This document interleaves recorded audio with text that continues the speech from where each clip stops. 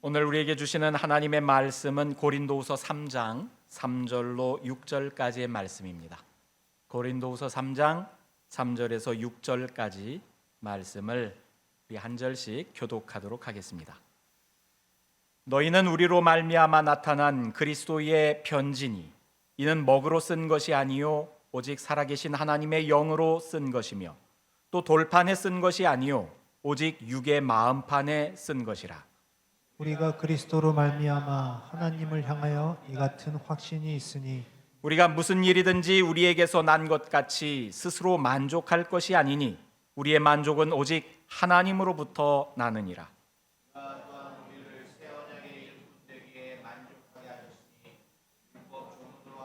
하고 오직 영으로 함이니 율법 조문은 죽이는 것이요 영은 살리는 것이니라. 아멘. 기도하겠습니다. 살아계신 하나님의 영이시여, 이 시간 우리들 가운데 임재하여 주시옵소서. 전하는 종의 입술을 주장하여 주시어서 온전히 주님의 말씀만이 선포되어지게 하옵시고, 듣는 저희의 귀와 마음을 열어주셔서 주시는 말씀으로 우리 마음판에 새겨지며 우리 삶이 새로워질 수 있게 하여 주시옵소서. 감사드리며 예수님 이름으로 기도드리옵나이다. 아멘. 아멘. 근래에 시카고에 각종 컨벤션으로 많은 사람들이 몰려오고 있습니다. 사실 팬데믹으로 지난 3년간 대부분의 컨벤션이 온라인으로 진행되든지 아니면 중단되었든지 했는데 이제 오프라인으로도 개최되기 시작해서 전국에서 많은 사람이 또 세계 곳곳에서도 컨벤션에 참여하는 사람들이 많이 이렇게 시카고를 방문하고 있습니다.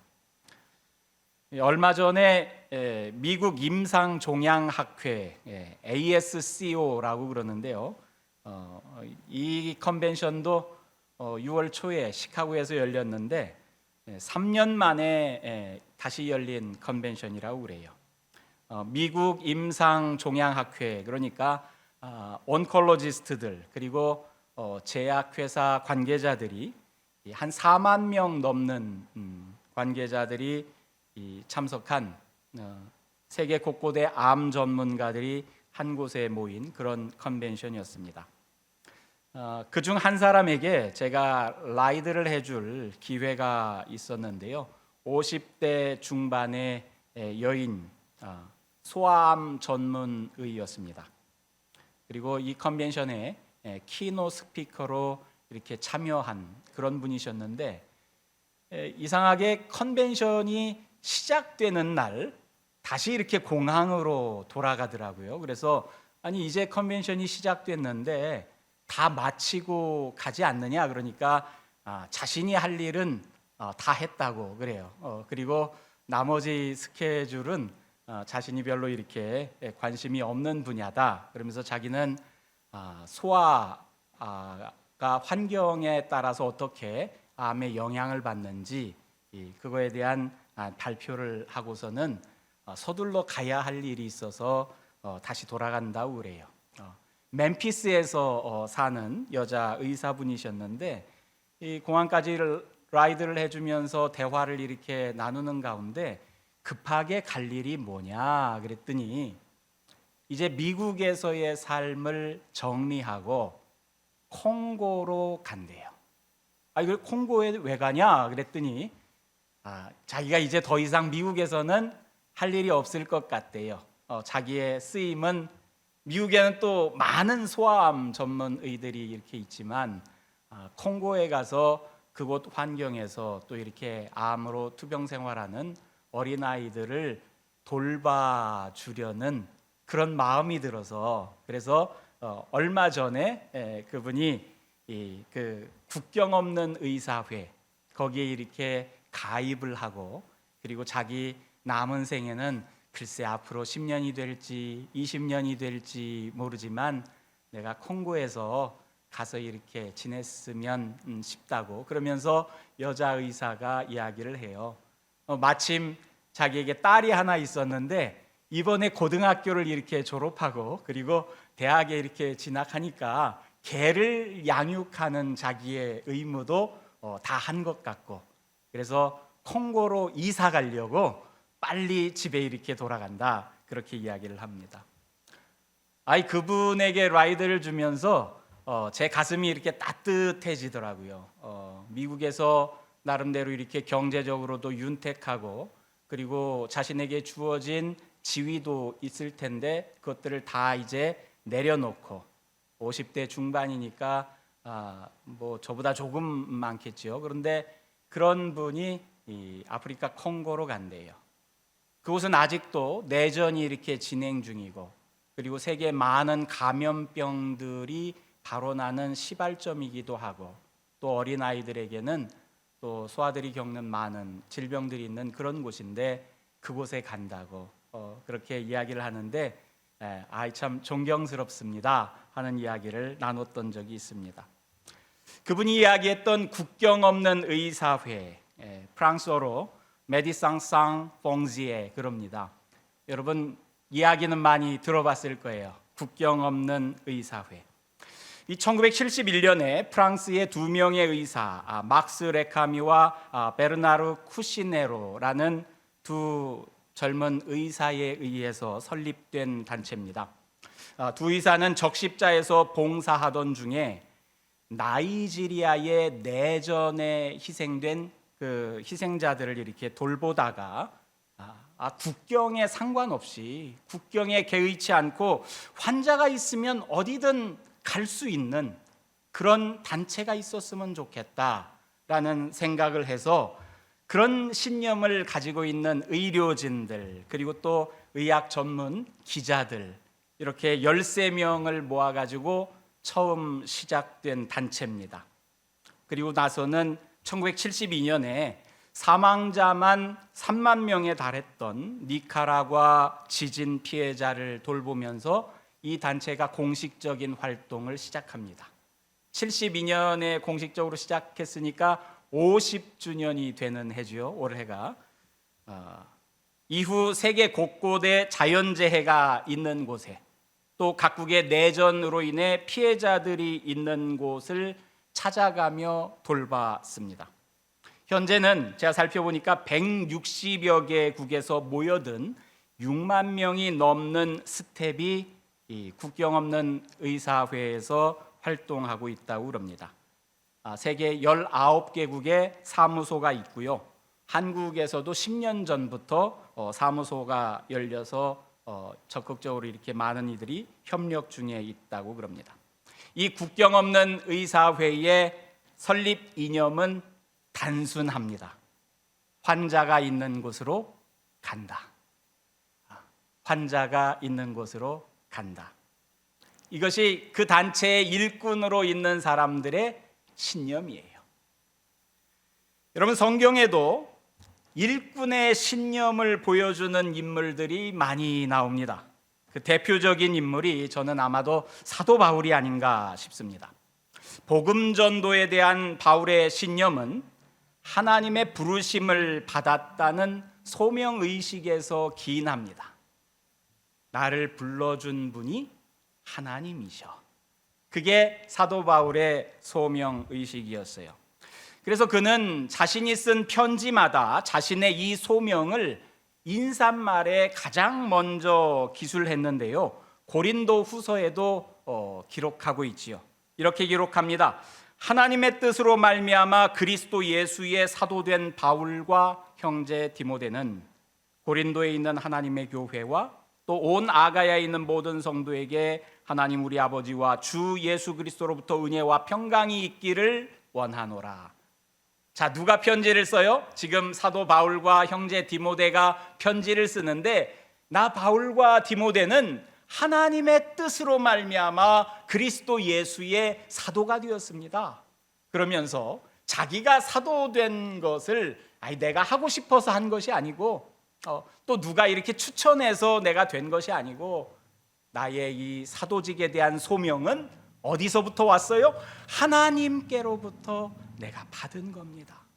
이게 사도 바울로 하여금 그 평생의 인생에 걸쳐서 어려움이 그렇게 많았어도, 뭐 구금되기도 하고 체포당하고 매를 맞기도 하고 또 배 탔는데 파손되기도 하고 온갖 어려움을 다 겪으면서도 자기의 소명을 놓지 않고 끝까지 그것을 견지할 수 있었던 이유, 사도 바울이 나 일꾼에게 주신 그 소명 하나님께서 주신 것이기에 이 소명의식이 바울 서신의 대부분의 서두에 기록되어 있어요. 오늘 말씀을 통해서 바울의 이런 소명의식을 저와 여러분도 함께 지닐 수 있게 되기를 바랍니다. 오늘 본문 말씀으로 고린도 후서를 읽었습니다. 여러분, 고린도 후서는 바울이 그리스 아가야 지방의 수도인 고린도에 있는 교회에 쓴 마지막 편지입니다. 우리는 성경에 고린도 전서 후서 이렇게만 있으니까 사도 바울이 고린도 교회에 2편의 편지를 보냈나 보다 그러지만 잃어버린 편지가 2편이 더 있어요.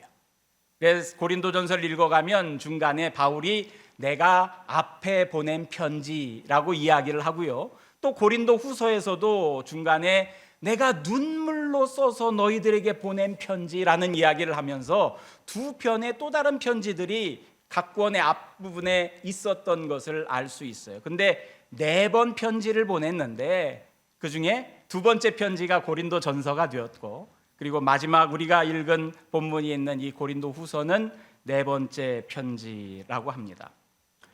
고린도 전서와 후서를 읽어가면 말이죠, 오늘날 여러 문제로 신음소리가 나는 우리 이 교회들하고 비슷해요. 여러분, 한인교회랑 참 비슷한 면모들이 많이 있는 것 같아요. 뭐 한국에 있는 교회도 그렇고 우리 미국에 있는 한인교회도 그렇고 고린도 교회, 이 초대교회지만 오늘날 우리가 다니는 교회랑 어쩌면 문제들이 이렇게 비슷하게 있는지. 이름도 비슷하지요. 고린도 교회를 영어로 뭐라 그래요? 코린티안 처치. 우리 한국 교회를 뭐라 그래요? 코리안 처치. 그죠? 코린티안 처치, 코리안 처치. 이름도 비슷해요. 근데 이름만 비슷한 게 아니라 우리가 다니는 교회, 신앙생활을 오래 하신 분들, 교회에서 겪는 여러 가지 어려움들이 있어요. 어떤 어려움들이 있어요? 교회 안에서 더 친한 사람들끼리 파당을 짓고 네 편, 내 편 그러면서 교회 안에 분쟁이 있어요. 우리 사랑의 공동체는 분쟁이 없어서 참 이렇게 감사한데, 조금 규모가 있게끔 교회가 성장한다 싶으면은 분쟁이 생겨요. 더 오래 다닌 사람, 이제 새로운 사람, 또 잘 사는 사람, 또 이렇게 가난한 사람, 하여튼 어떻게 목사님을 좋아하는 사람, 목사님보다 목사님 반대편에 서 있는 그 어떤 분을 더 좋아하는 사람, 뭐 여러 가지로 이렇게 파당이 지어져 가지고 교회 안에 분쟁이 있는데 고린도 교회도 그런 분쟁이 있어요. 사도 바울이 고린도 전서를 쓰면서 맨 처음 쓴 것이 인사말 바로 다음에 너희들이 왜 분당을 지어서 서로 분쟁하고 있느냐, 그러지 말아라 하는 하소연을 제일 먼저 했잖아요. 또 교회 안에 영적인 신비 체험을 둘러싼 논쟁이 끊이지 않았어요. 성령의 은사를 받았다, 예언을 한다, 방언을 한다 그러면서 교회 안에서 너는 그런 은사를 받았냐, 이것이 진짜냐 아니냐 그러면서 그 영적인 은사를 놓고서는 논쟁이 끊이지 않았어요. 그리고 교회 안에 영적인 그 거짓 교사들이 있어가지고, 거짓 선지자들, 거짓 교사, 그런 사람들이 끊임없이 이상한 사설들을 내놓고 이단 시비가 끊이지 않게끔 했습니다. 우상 숭배에 대한 논란이 끊이지 않았어요. 왜 우상에게 바친 고기를 먹냐, 너는 왜 안 먹냐, 믿음이 없는 사람이다, 그러면서 분쟁이 있어요. 또 성적인 타락이 있습니다. 이 교회 안에 성적인 문란함이 끊이지 않았습니다. 교회 안에 빈부격차가 심했어요. 근데 그 빈부격차가 있는 사람들이 그냥 함께 모이고 은혜롭게 함께 예배드리고 서로 도와주면 좋을 텐데 그러지 않고 가진 사람들은 가진 사람들끼리 모여서 자기들끼리 이 애찬을 나누고, 또 가난한 사람은 가난한 사람들끼리 모이고, 그래서 빈부격차로 교회 안에 이렇게 또 분란이 있었습니다. 성도 간에 화합하지 못하고. 여러분, 그런 문제가 고린도 교회에 있었어요. 우리가 고린도전서 16장, 고린도서 13장 그 전체를 통틀어서 여러분들이 아마 고린도서에서 가장 익숙한 성경 구절이 있다면, 사랑은 오래 참고, 사랑은 온유하며 시기하지 아니하며, 사랑은 자랑하지 아니하며 교만하지 아니하며 무례히 행하지 아니하며 자기의 유익을 구하지 아니하며. 여러분, 이 구절이 있는 사랑장이라고 부르는 고린도전서 13장의 이 말씀을 여러분들이 아마 가장 익숙하게 알 거예요. 그죠? 왜 사도 바울이 고린도에 편지를 쓰면서 이 사랑 얘기를 하겠어요? 이런 것이 없으니까. 사랑은 오래 참는 거야. 아니, 고린도 교회 사람들은 당최 참지를 않아요. 그러니까 사랑은 오래 참는 겁니다. 그렇게 편지를 쓰는 거예요. 사랑은 온유합니다. 사랑은 시기하지 않습니다. 자랑하지도 않고 교만하지 않습니다. 왜 이야기를 편지에 써요? 여러분, 성령의 은사를 가지고 서로가 막 다투니까, 내가 받은 은사가 더 귀한 거고 더 값진 거고, 나는 이렇게 성령 체험을 하고 은사를 받았는데 너는 그런 영적 체험이 있냐 없냐 논란이 있으니까 사도 바울이 여러분 12장에서 성령의 은사의 이야기를 쓰고 13장에 가서 그 모든 은사보다 가장 큰 은사가 있는데 사랑입니다. 그렇게 하고서는 사랑에 대해서 설명하는 거예요. 그럼 사랑이 뭡니까? 오래 참는 거예요. 여러분, 서로를 용납해 주는 거예요. 온유한 거예요. 교만하지 않고 내가 너보다 더 나아, 이게 교만한 것 아닙니까? 서로의 유익을 위해야지 자기 유익을 구하는 것이 아닌 이 사랑이 뭔지 여러분 이렇게 설파하는 이유가 그 교회에 이런 모습이 없으니까 그런 거죠. 고린도 전후서를 읽다 보면 여러분, 참 교회가 왜 이러냐, 이게 무슨 교회냐, 그런 생각이 들 법한 구절들이 정말 많이 나와요. 그래서 무슨 교회가 이래. 그런데 사도 바울은 그렇게 못나 보이는 고린도 교회에 편지를 하면서 그 교회를 뭐라고 부르는지 아세요? 이렇게 시작해요. 고린도에 있는 하나님의 교회, 곧 그리스도 예수 안에서 거룩하여지고 성도라 부르심을 받은 자들에게 내가 편지합니다. 그러면서 시작해요. 고린도전서가.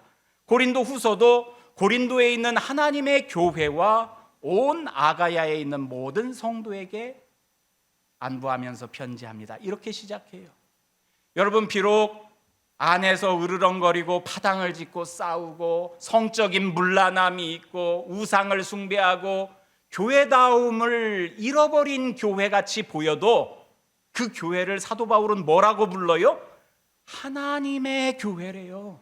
하나님의 교회. 너희들이 그렇게 못난 모습을 보이고 있지만 그래도 그리스도의 핏값으로 세워진 교회이기에 하나님의 교회, 그리고 예수 안에서 거룩하여지도록 부름받은 성도. 성도가 뭐예요? Holy ones예요. 거룩한 무리들이 성도 아닙니까? Saints. 성도가 여러분, 우리 교회 성도야, 우리 교회의 거룩한 무리예요. 거룩한 무리. 전혀 거룩하지 않지만 거룩한 무리로 예수 그리스도 안에서 부름받은 무리들인 것을 사도 바울이 여전히 못난 교회임에도 불구하고 그것을 얘기해. 그러면서 당신들은 하나님의 교회입니다. 그 이야기를 해줘요. 여러분, 교회 같지 않은 모습의 교회일지라도 여전히 이 땅의 모든 교회는 하나님의 교회인 줄로 믿으시기 바랍니다.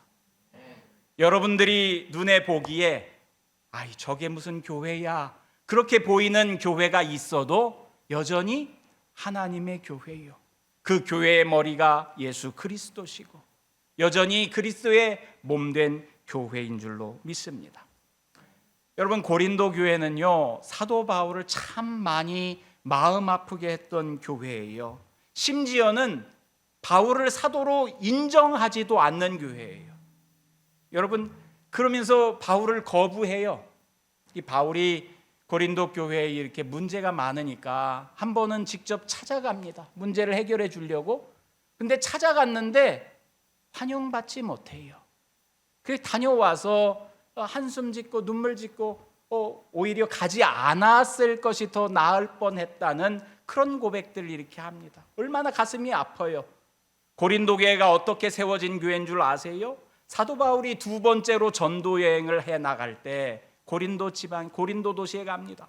그곳에서 브리스길라 아굴라를 만나서 천막을 깁는 것을 배우지요. 그래가지고 텐트 메이커로 일을 해요. 천막 짓는 사람으로 1년 반 동안 고린도에서 그 일로 자기 생계를 이어가면서 그 와중에 전도하면서 세운 교회가 고린도 교회예요. 그러니까 고린도 교회 설립자가 누구예요? 사도 바울이에요. 바울이 세운 교회. 그리고 이제 바울이 떠나면서 그곳에 사역자로 디모데를 두기도 하고 디도를 보내기도 하고 또 아볼로가 남아서 이렇게 목회를 하기도 하고 그래 왔던 교회인데, 이 교회에 거짓 교사들이 이렇게 들어오면서 바울의 적대자들이에요. 그러면서 바울은 사도가 아니야, 이런 것을 교인들에게 퍼뜨리는 거예요. 그 고린도 교회 교우들이 아니 우리 교회를 세운 그 바울 선생님은 사도가 아니래. 왜 일견 타당한 면이 있어요? 사도가 누구예요? 예수님에게 배워서 예수님에게로부터 보냄받은 사람들이 사도잖아요. 사도라는 말이 보냄받은 사람들이라는 뜻이니까. 여러분, 예수님의 12사도들을 보세요. 그러면 다 3년 동안 예수님을 따라다니면서 그분의 공생애 가운데 보고 배운 것을 가지고 예수님이 부활하셔서 승천하시기 전에 그들을 보내잖아요. 파송을 해요. 성령이 너희에게 임하면 너희가 예루살렘과 유대와 사마리아와 온 땅끝까지 이르러서 복음을 전하라고, 세례를 베풀고 내가 너희에게 전한 것을 그 사람들에게도 가르쳐서 지키어 행하게 하라고 이 제자들을 파송해요. 그 파송받은 사람들을 보냄받은 사람, 사도라고 그러는데, 바울은 예수님 생전에 한 번 본 적도 없어요. 예수님한테 뭘 배운 적도 없죠.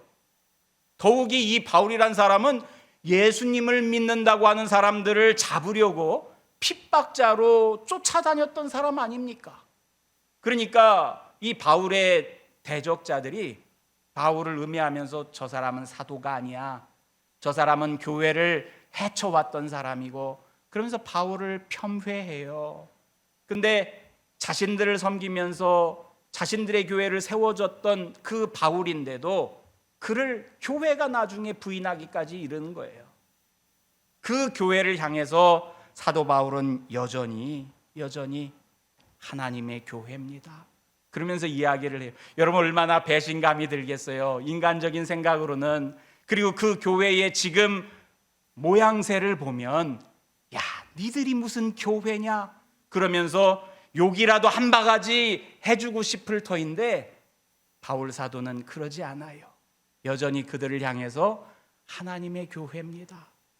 예수 안에서 거룩함으로 부름받은 무리들입니다. 그렇게 이야기를 합니다.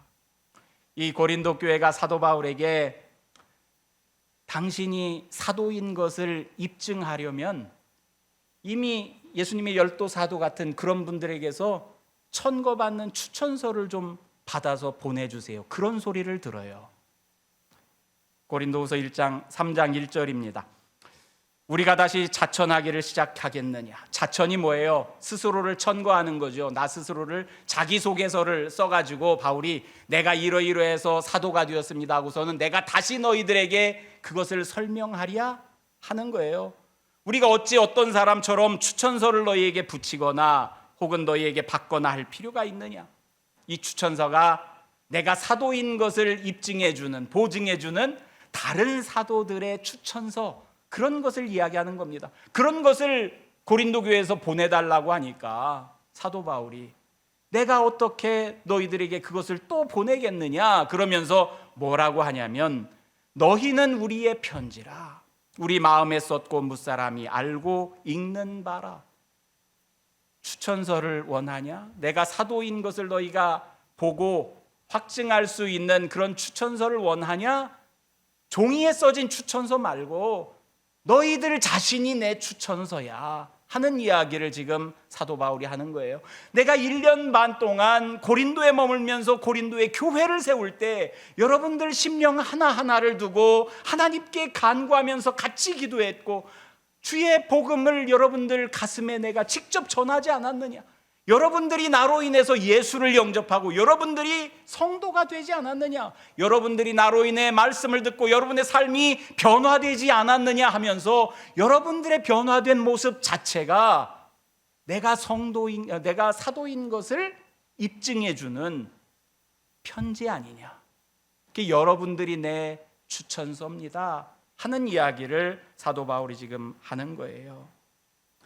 여러분, 바울은 자신의 적대자들로부터 늘 사도권에 대한 공격을 받았어요. 비록 12 사도들과는 다른 모양새로 사도 바울이 부름받았지요. 이 다메섹 도상에서 예수 그리스도를 만나고 그리고 하나님의 음성을 듣고 그는 그때부터 사도로 부름받아서 쓰임받기 시작했습니다. 그래서 사도 바울은 그가 쓴 편지마다 매 서두에서 자기가 하나님에 의해 사도가 되었다는 것을 고백해요. 이렇게 이야기합니다. 아까 읽었었죠. 고린도 후서에서 하나님의 뜻으로 말미암아 그리스도 예수의 사도가 된 나 바울은 하나님의 뜻으로 내가 사도가 됐다.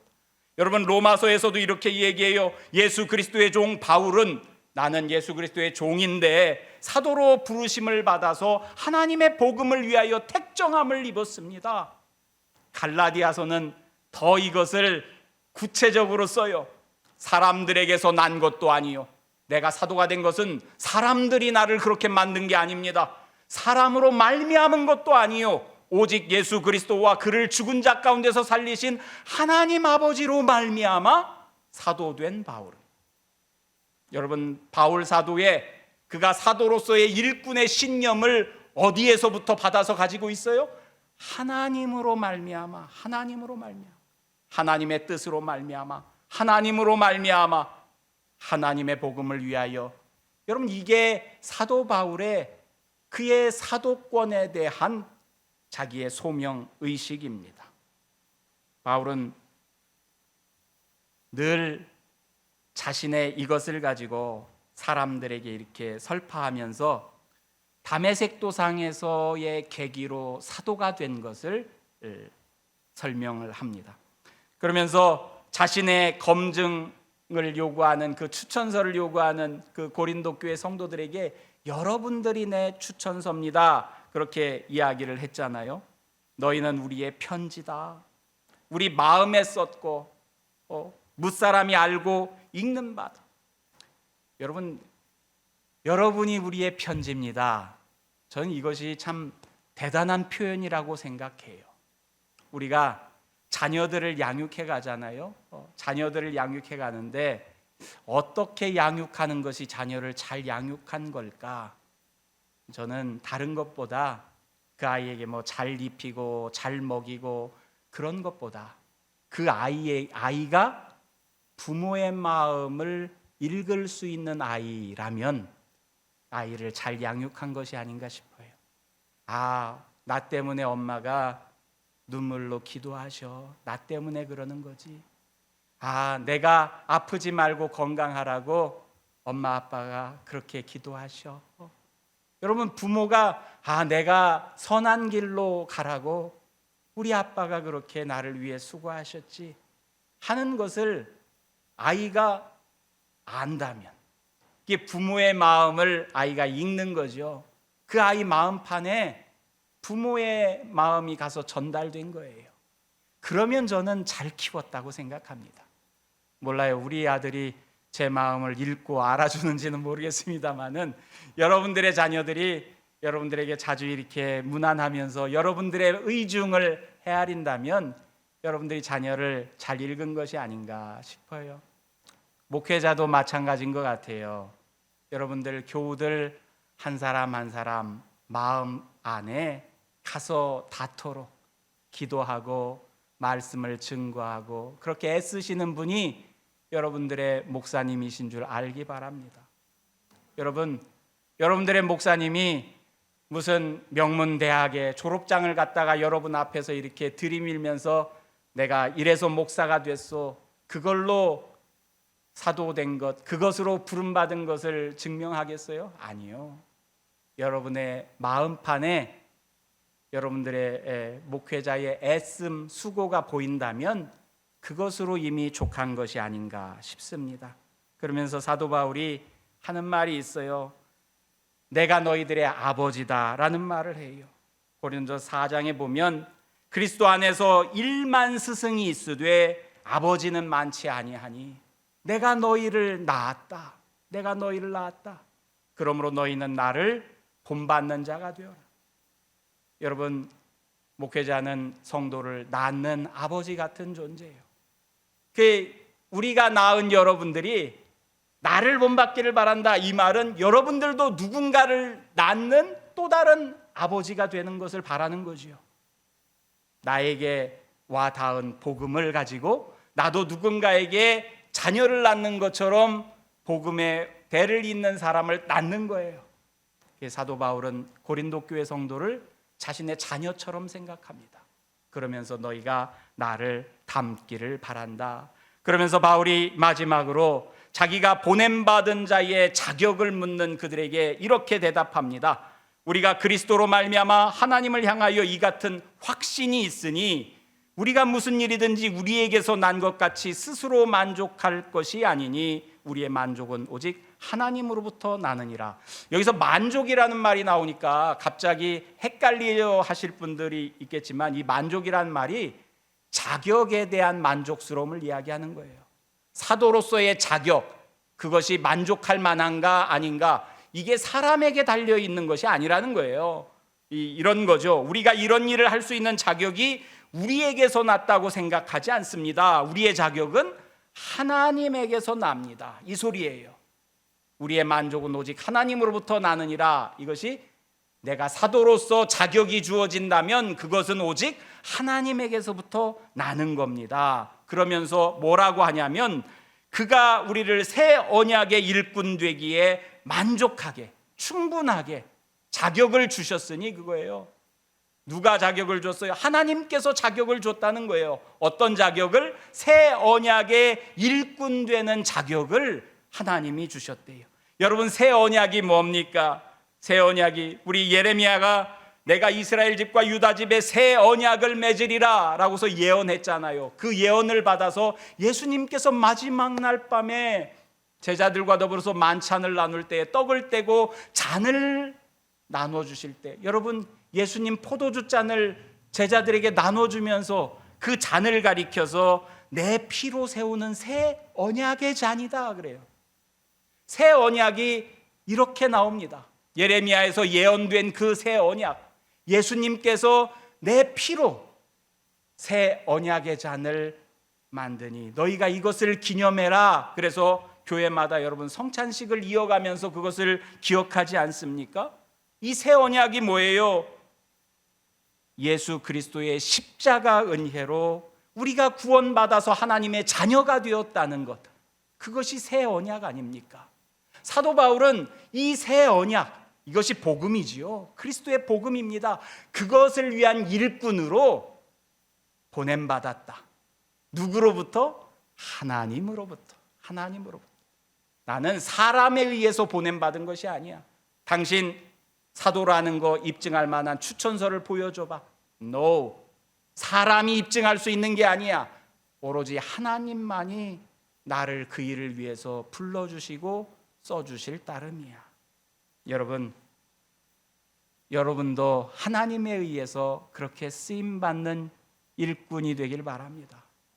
저와 여러분 모두가 하나님에 의해서 성령 하나님께서 감동을 일으켜 주시고 우리의 걸음걸음을 인도해 주시어서 우리도 하나님에 의해서 보냄받은 사람, 꼭 교회에서 보냄받는 사람, 교회에서 파송하는 선교사, 그것이 아니라 우리 가정에서는 하나님에 의해서 세움받은 부모고 하나님에 의해서 또 세움받은 배우자로 또 하나님에 의해서 누군가의 딸로 여러분, 그렇게 저마다의 삶의 자리에서 또 일터에서는 하나님에 의해서 세워진 내 직업의 종사자로, 그래서 만나는 사람들에게 하나님께서 나를 이 자리에 보내주셨어. 그래서 그 만나는 사람에게 또 다른 유익을 끼칠 수 있는 하나님의 새 언약의 일꾼으로, 복음의 일꾼으로 쓰임받는 저와 여러분들 되시기를 주님의 이름으로 축원합니다. 하나님 감사합니다. 세상에서 무슨 퀄리피케이션을 요구할 때에 하나님, 우리는 그것에 부족해서 때로는 한숨 짓고 때로는 서러워하지만, 그러나 세상이 주는 퀄리피케이션이 아니라 하나님께서 주시는 만족스러운 자격을 가지고 나아가는 새 언약의 일꾼들인 것을 확신하게 하여 주시옵소서. 하나님께서 보내주신 아버지요, 하나님께서 보내주신 또 배우자요, 하나님께서 보내주신 내 삶의 일터의 일꾼으로, 그리스도의 충성스러운 종으로 저마다의 삶의 자리에서 복음을 위해 수고하는 우리 모두가 되게 하여 주시옵소서. 감사드리며 예수님 이름으로 기도드리옵나이다.